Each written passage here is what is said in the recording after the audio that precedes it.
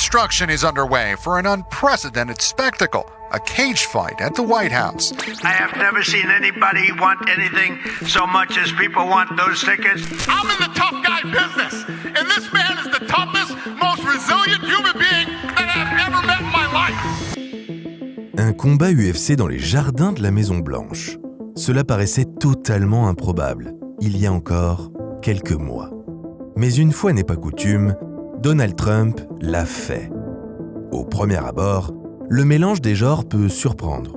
Il peut même faire sourire. D'autant plus quand le président américain se permet une comparaison à peine capillotractée entre une cage de MMA et la Tour Eiffel. The Eiffel Tower was supposed to be taken down immediately after the World's Fair, and then they said, we sort of like it. Well, they never took it down, and we're building something in front of the White House that's quite attractive to a lot of people. It's going to have the big UFC fight on June 14th, and I'm looking at it, and maybe we'll never ever take it down. Pourtant, comme souvent avec lui, derrière ces provocations se cache du très sérieux. Le 14 juin prochain aura lieu en direct des jardins de la Maison-Blanche l'UFC 250 Freedom. Un gigantesque show censé commémorer les 250 ans de l'indépendance états-unienne, mais dont la tenue a été avancée de quelques semaines pour des questions purement techniques évidemment. Ou pas. En tout cas, elle coïncide maintenant avec une autre fête, le Flag Day, soit pile poil le jour du 80e anniversaire d'un certain Donald Trump. Ah, les hasards du calendrier. De là à croire que le pensionnaire de la Maison-Blanche s'est payé un gros cadeau d'anniversaire, bon, un cadeau à 60 millions de dollars, c'est pas rien, même quand on s'appelle Donald Trump. Mais il faut bien le reconnaître, malgré les millions dépensés, la carte a fait quelques déçus, même si elle demeure assez intrigante. De toute façon, l'enjeu est ailleurs. Quoi qu'il arrive, chaos sanguinaire ou combat soporifique, ce qu'il se passera dans la cage restera purement secondaire. Parce que la plus grande star de cette UFC, la tête d'affiche, ce n'est pas Ilia Topuria, ni Justin Gaethje, ni Alex Pereira, ni notre bon gamin national, bien qu'on lui souhaite le meilleur. En réalité, il s'agit de Donald Trump lui-même.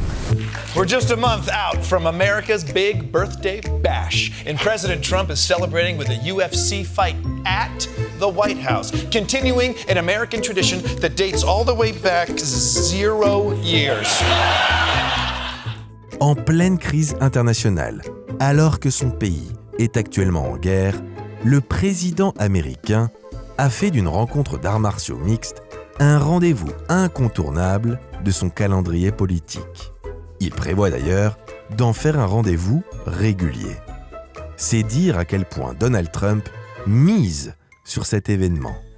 Et n'allez surtout pas croire qu'il s'agit d'un caprice de riche complètement déconnecté de la réalité ou d'un délire purement égomaniaque. Non, non. Cette UFC White House, c'est l'aboutissement d'une longue et fructueuse relation qui a contribué à porter Donald Trump au pouvoir par 2 fois. Et qui, alors qu'il est en pleine tourmente, pourrait bien lui permettre de le conserver.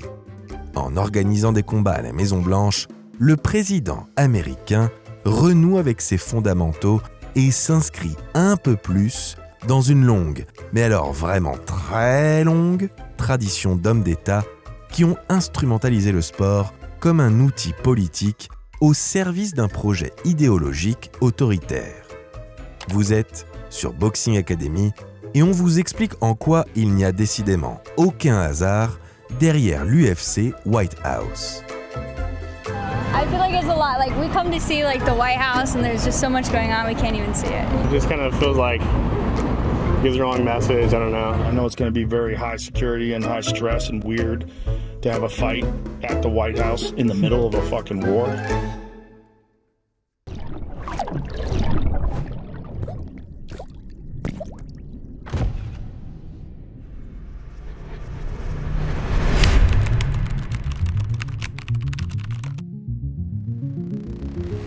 Cette citation n'est pas à attribuer à Donald Trump, mais au président français Emmanuel Macron. Il l'a déclaré pour la première fois quelques jours avant la Coupe du Monde de football 2022, dont l'organisation au Qatar avait suscité de très nombreuses polémiques. Il l'a répété à plusieurs reprises depuis. Néanmoins, il est intéressant de constater qu'à peine 2 ans plus tard, ce même Emmanuel Macron sera vivement critiqué pour son omniprésence lors des Jeux Olympiques de Paris. Certains allant jusqu'à l'accuser d'utiliser les JO comme un écran de fumée pour faire oublier la crise institutionnelle dans laquelle se trouvait le pays après sa décision de dissoudre l'Assemblée nationale. À croire que le problème n'est pas de politiser le sport, mais bien quand les autres le font. Pourtant, c'est une petite phrase qu'on continue d'entendre régulièrement dans la bouche des supporters qui souhaitent vivre leur passion en paix, loin des préoccupations du quotidien. Sauf que le sport n'est pas qu'un pur divertissement neutre et sauvegardé de toute idéologie. La Coupe du Monde au Qatar, c'est politique. Les Jeux Olympiques à Paris, c'est politique. Regarder une compétition à la télé n'est jamais neutre. Rien que le fait de pratiquer ou non une activité physique relève de la politique. Parce que le sport est politique. Il n'y a rien de grave à ça. Politique n'est pas un gros mot, ni une insulte, mais c'est important d'en avoir conscience. Alors, pourquoi ?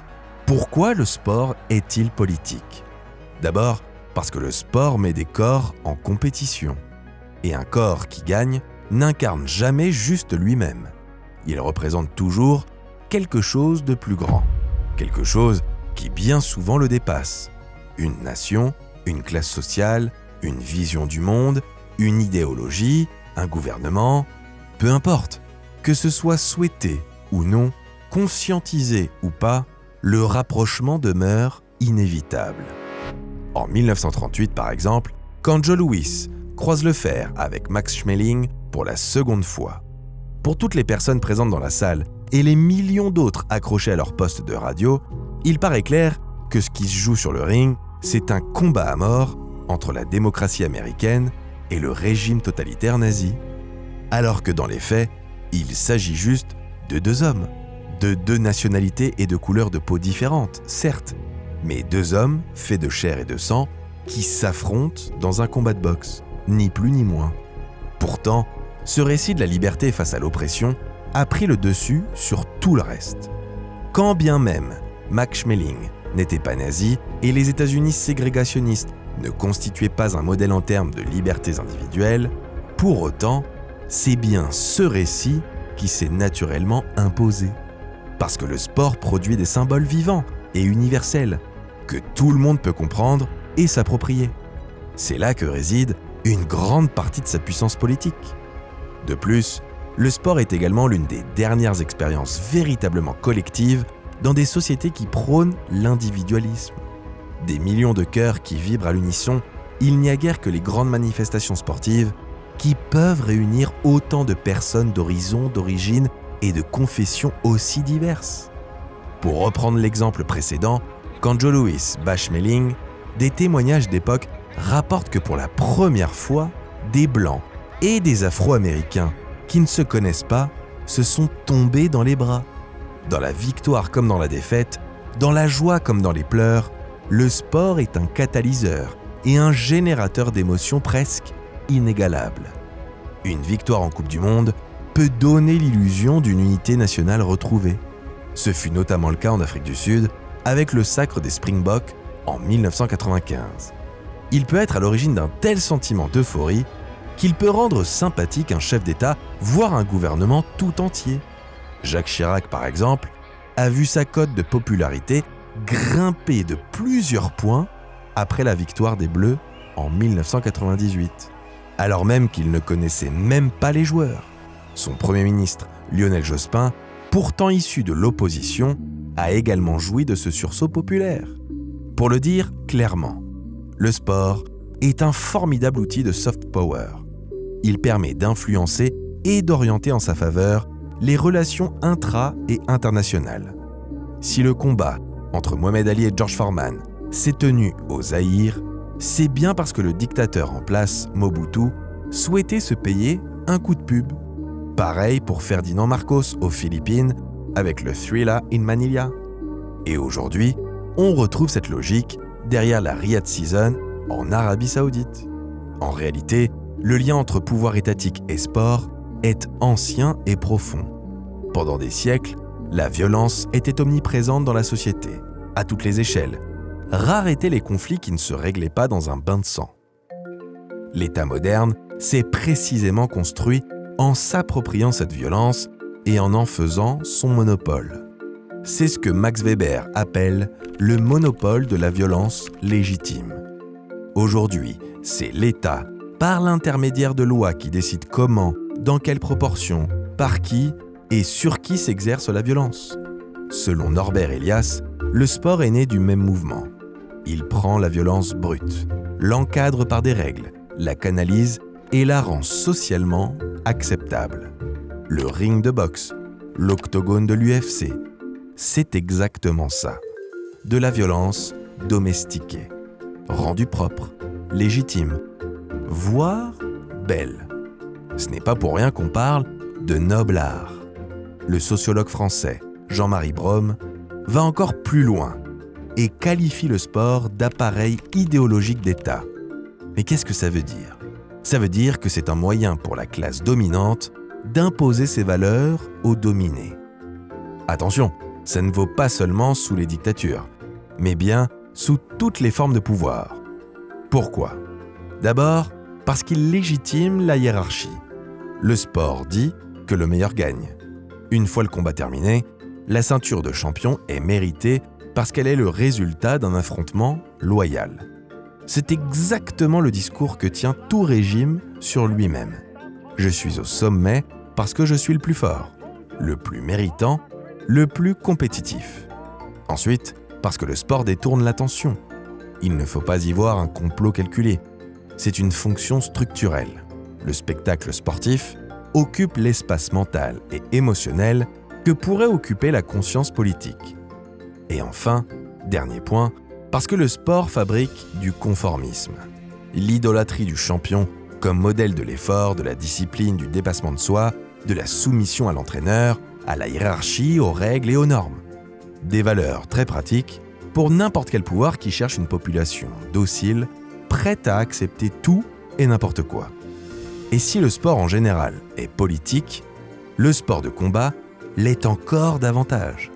Parce qu'il ne se contente pas de mettre des nations en compétition ou de divertir des foules. Il met en scène quelque chose de plus primitif encore. La domination physique d'un homme sur un autre. À la fin, il n'en restera qu'un. Un seul combattant debout, un seul vainqueur, un seul dominant. C'est un message facile à comprendre, et il en résume presque à lui seul la vision du monde de l'homme le plus puissant de la planète, Donald Trump. Cette philosophie politique, Donald Trump ne l'a pas inventée, mais il a passé une bonne partie de son existence à l'appliquer, à la perfectionner et même à la théoriser à travers un livre et une télé-réalité.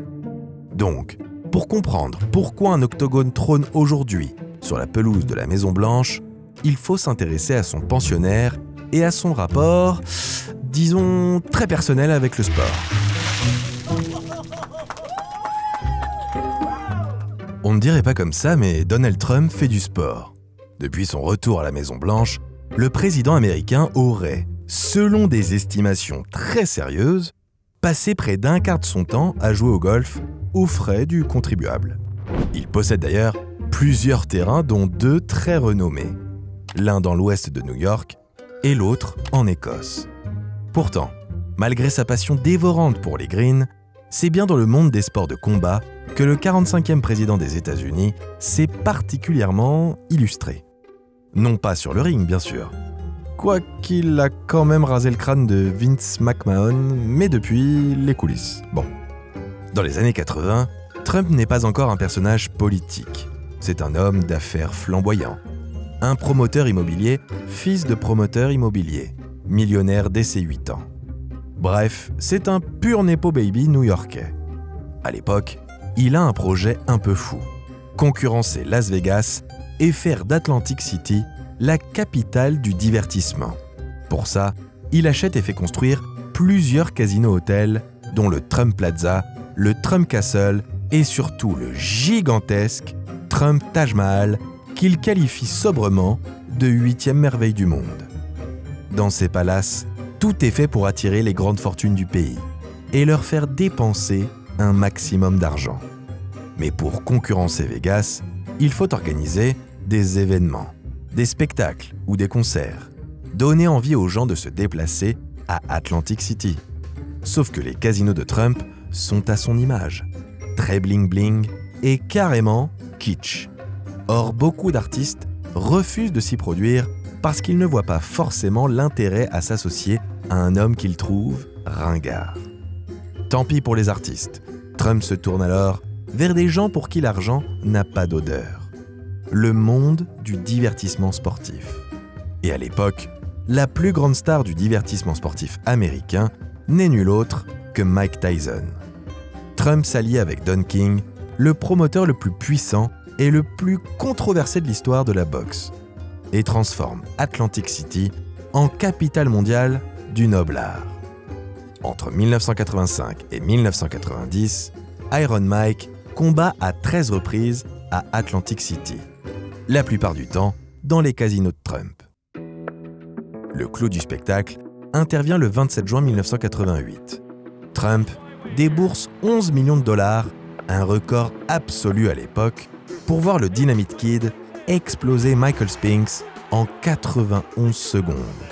Alors on peut se dire que ça fait cher la seconde passée sur le ring, mais Trump ressort largement gagnant, parce que le total des revenus générés dépasse les 70 millions de dollars. C'est alors le combat le plus lucratif de l'histoire. C'est une victoire économique, mais aussi en termes d'image. Car Trump est aux premières loges, chemise blanche, sourire carnassier, tignasse impeccablement coiffée. C'est ça, le premier enseignement de ces années Atlantic City. Trump n'est pas un amateur de sport de combat, c'est un promoteur dans l'âme. Il sait ce que le ring produit, de l'image, de la puissance, de l'argent, et une foule en fusion qui vous regarde et associe votre nom à l'événement.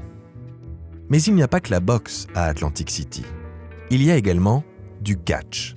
Trump et la WWE, c'est une longue histoire d'amour. Au milieu des années 80, alors que Vince McMahon joue l'avenir de son entreprise à chaque WrestleMania, Trump est l'un des rares à croire en lui. Son Trump Plaza accueille d'ailleurs les 4e et 5e éditions WrestleMania. McMahon, lui, renverra l'ascenseur bien plus tard. En 2007, Trump se relève péniblement d'une période compliquée lors de laquelle la majorité de ses casinos ont fait faillite. En souvenir du bon vieux temps, la WWE choisit de lui donner un coup de main en l'impliquant dans ses programmes. Ainsi, lors de WrestleMania 23 à Détroit, Trump ne se contente plus d'assister au show. Il y prend part. À l'occasion de la légendaire Battle of the Billionaires, Trump, représenté par Bobby Lashley, affronte Vince McMahon, lui représenté par Umaga. À la clé, le droit de raser la tête du perdant devant près de 70 000 personnes. Trump gagne. Et bien qu'il soit portrayé comme le gentil de l'histoire, le face, il comprend que l'important n'est pas forcément d'être aimé, mais de susciter une réaction. Positive ou négative, peu importe, du moment que le public réagit. Le catch, c'est du théâtre, mais la politique aussi. C'est donc d'abord sur le ring, puis dans sa célèbre télé-réalité The Apprentice, qu'il va développer son personnage, son gimmick, qui bien des années plus tard le propulsera jusqu'à la Maison-Blanche. On a parlé de boxe, de catch, mais pas encore de MMA. Ça arrive. Au début des années 2000, l'UFC est une organisation au bord du gouffre. Les grandes salles ne veulent pas d'eux, la télévision non plus. Le MMA a d'ailleurs très mauvaise presse et est vivement critiqué par les hommes politiques de tous bords. Dana White raconte que Donald Trump a été l'un des rares à leur tendre la main, en leur permettant d'organiser des événements dans ses propriétés quand personne d'autre n'en voulait. Il dira des années plus tard, « Personne ne nous prenait au sérieux, sauf Donald Trump ». Trump mise sur l'UFC avant que l'UFC ne devienne la machine qu'elle est aujourd'hui. Et quand le MMA détrône la boxe et devient l'un des sports les plus regardés au monde, Trump est déjà dans le décor depuis longtemps. Les gens en place lui sont redevables et en plus, ils ont des intérêts concordants. Donc, quand Trump se lance en politique, Dana White n'hésite pas longtemps avant de le soutenir publiquement. Le boss de l'UFC prend la parole aux conventions républicaines de 2016, 2020 et 2024. Il offre également une tribune à son candidat qui apparaît régulièrement aux événements UFC. Trump lui-même reconnaîtra que Dana White lui a permis de toucher une audience de jeunes hommes qu'il n'aurait jamais atteint autrement. De potentiels électeurs qui, comme l'UFC, ont parfois été mis à la marge de la société et qui se reconnaissent dans le discours anti-élite de Donald Trump. Ce partenariat se révèle fructueux, puisqu'il porte Trump à la présidence par 2 fois, et le président n'oubliera pas de récompenser ses fidèles, notamment en nommant Linda McMahon dans plusieurs de ses gouvernements. Mais récemment, ce partenariat a changé de nature. D'après les révélations du HuffPost, en mars dernier, soit quelques semaines avant l'officialisation de l'UFC White House, Donald Trump aurait acheté $50 000 d'actions du TKO Group Holding, le groupe né de la fusion de l'UFC et de la WWE. Cette fois, on ne parle plus d'un simple partenariat ou d'un petit coup de main entre amis businessmen. Non, c'est une association entre individus ayant un projet idéologique commun. TKO, c'est un appareil d'État du Trumpisme, une machine culturelle qui diffuse en continu les valeurs réactionnaires des MAGA, la force, la compétition, la virilité et l'Amérique qui triomphe. Trump en était déjà le principal bénéficiaire, il en est maintenant l'actionnaire. Au final, l'octogone sur la pelouse de la Maison-Blanche n'est que l'aboutissement logique de 40 ans de sport entertainment. A man named Dana White, who you love, who I love. I assume you love him. Love that too. He's probably the reason why you're here. I don't know, maybe. Juin 2026. Donald Trump s'apprête à fêter ses 80 ans.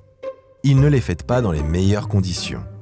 Alors que sa santé semble décliner, il est attaqué sur tous les fronts.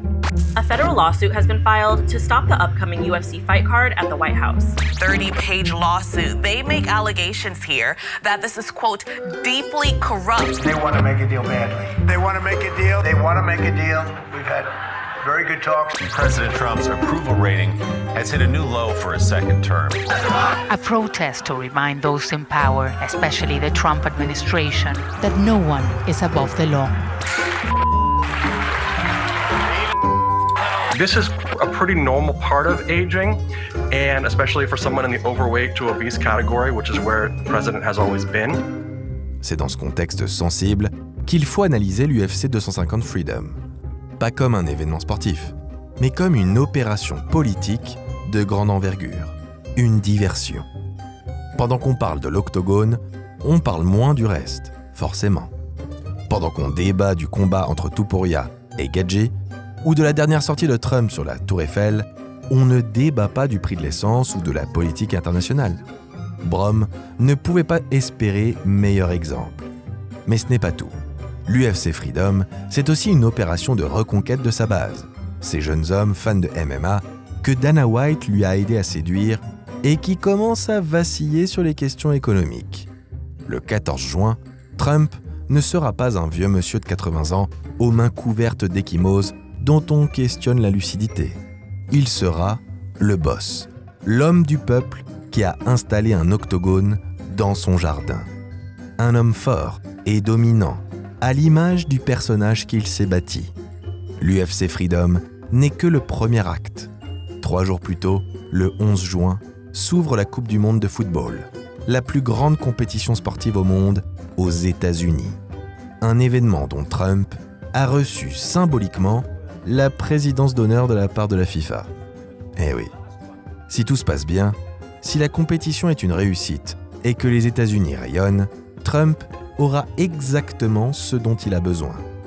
Un récit pour réaffirmer son autorité et aborder les midterms de novembre en position de force.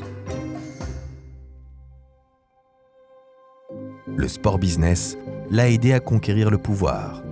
Aujourd'hui, il pourrait l'aider à le conserver. Pour terminer sur une note positive, on espère quand même assister à de beaux combats. Comme d'habitude, on souhaite le meilleur à notre bon gamin national, qui, on n'en doute pas, portera haut et fort les belles valeurs qui sont les siennes.